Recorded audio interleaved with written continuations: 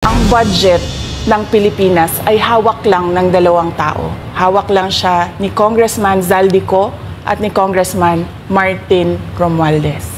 Yan ang katotohanan.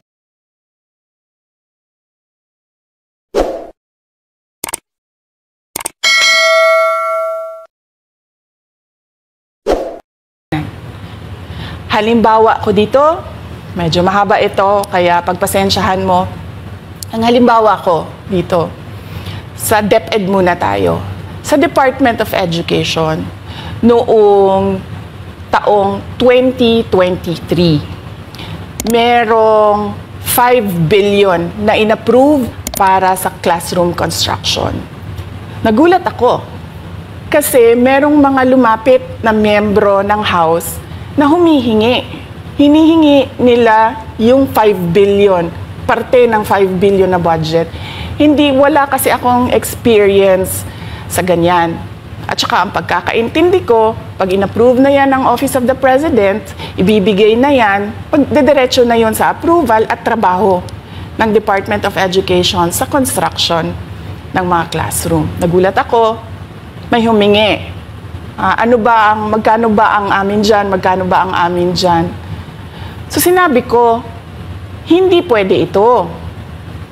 Kasi ang mangyayari nito, hindi magagawa ng Department of Education ang trabaho namin na mag-construct ng classroom ayon sa classroom backlog at sa prioritization base sa backlog at sa classroom construction.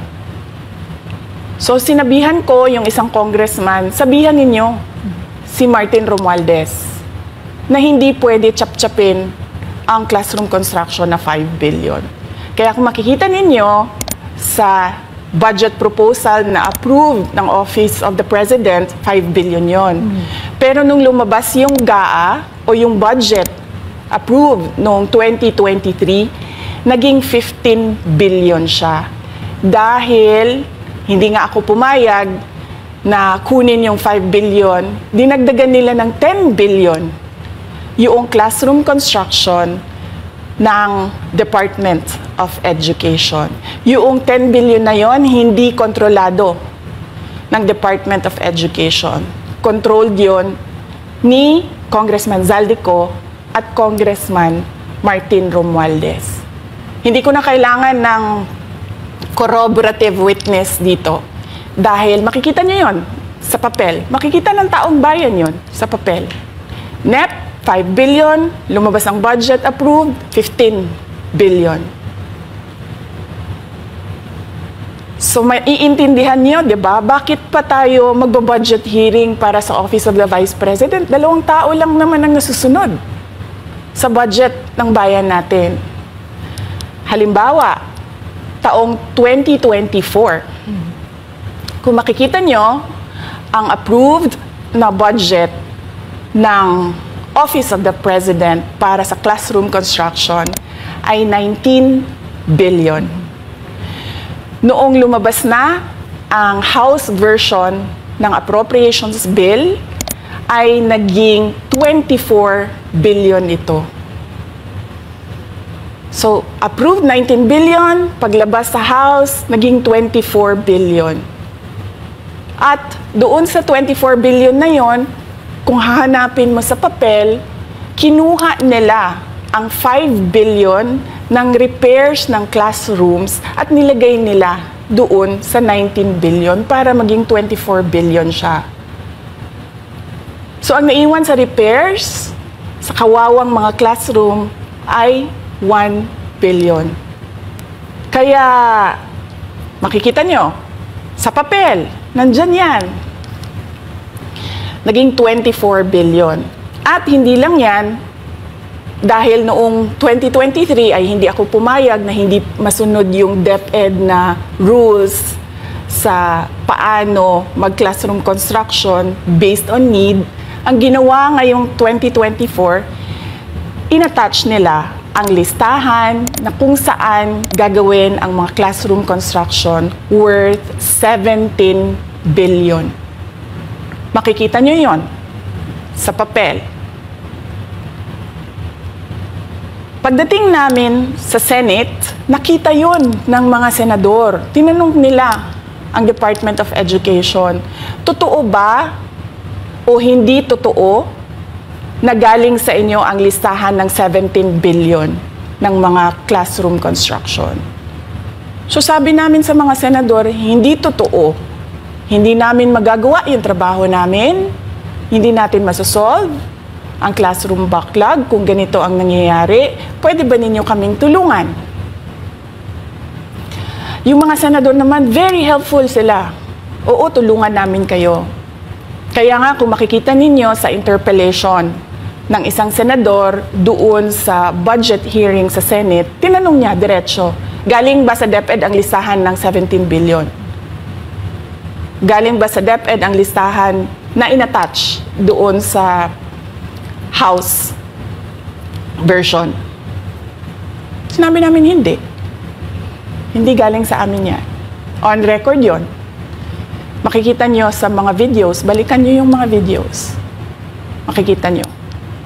Yes, my concern, Madam Chair, Mr. President, under the GAB, I observed that there was an increase in the budget for the construction of new classrooms from 19.6 billion to 24.6 billion. However, this is my concern, which you mentioned earlier, that the repairs and rehabilitation of classrooms was decreased from 6.5 billion to 1.5 billion. I also have information, Madam Chair, Mr. President, that 24.6 billion allocated under the GAB, but only 9.8 billion from the allocation is left to the discretion of DepEd. Kaya hindi ko na kailangan ng witness kasi makikita nyo sa papel. Tapos dumating ang BICAM, walang nangyari dahil ang nasusunod doon ay si Congressman Zaldico at si Congressman Martin Romualdez. Kaya nandun pa rin naka-attach yung 17 billion na ginawang listahan ni Co at ni Romualdez. In fact, balik lang ako konti sa'yo ha. Kahit yung mga congressman, nakikita nila yung problema ng ginawa nila na pag-attach ng listahan sa budget. Kasi doon sa basic education hearing noong May 2024 ng House of Representatives, merong isang congressman nagreklamo, bakit ang tagal ng classroom construction? Bakit ang tagal? Sabi nung USEC ng DepEd, kasi may pabago-bago sa listahan ng DPWH dahil hindi kami ang gumawa ng listahan. Yeah, Mr. Chair, with respect to the 17 billion in Annex A of the GAA, we are not privy on how the school sites were chosen. So, be it as it may. How is it chosen? I'm not privy to that, Mr. Chair. When the GAB came out, there was a 14.7 billion Annex A. Then when the committee, the GAA came out, from 14.7 it became 17 billion. So we are not privy to how the list was generated. So dagdag ko lang yan doon sa confirmation na kinuha nila yung budget ng DepEd at isa yan sa mga rason kung bakit ako nag-resign sa Department of Education. Hindi na ako papayag na sa susunod na taon, ganyan pa rin ang gawin nila at ako yung mananagot sa ginagawa nila. Kaya yan yung sinasabi ko, bakit pa tayo mag-question and answer dito para atakihin nyo ako? Ang masusunod lang naman sa budget, 2 tao lang. Kakalkalin po itong mga atraso niya sa bayan. Ito pong kumpanya niyang SunWest Corporation. True or false? Ito po ba ang isa sa pinakamalaking government contractor sa bansa? Sagot, true. True or false?